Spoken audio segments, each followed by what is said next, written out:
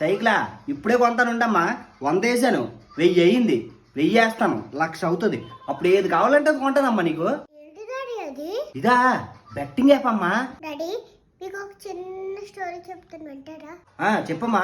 ఒక రోజు ఒక వ్యక్తి జూకి వెళ్ళాడు. ఇంకోకుండా సింహం బోర్లో పడిపోయాడు. సింహం తినేస్తుందేమోనని అతనికి చాలా భయం వేసింది. కానీ సింహం దగ్గరకు వచ్చి నవ్వింది, మంచిగా మాట్లాడి తిండంగా అన్ని పెట్టింది. వెళ్లే ముందు అప్పుడప్పుడు వచ్చి వెళ్ళు అని చెప్పింది. దానికి ఆ వ్యక్తి చాలా సంబర పెట్టాడు. రాత్రి నిద్ర కూడా పట్టలేదు.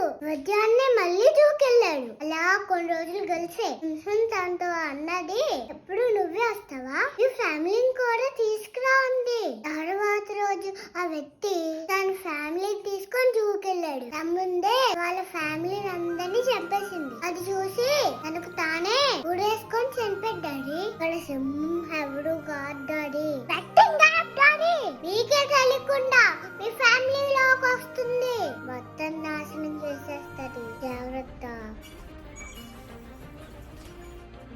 ఇంకొప్పుడు గేమ్ ఆడనమ్మా. మిమ్మల్ని నమ్ముకుని మీ ఫ్యామిలీ ఉంటుంది కదా, ఎవరో పెట్టిన కాకుండా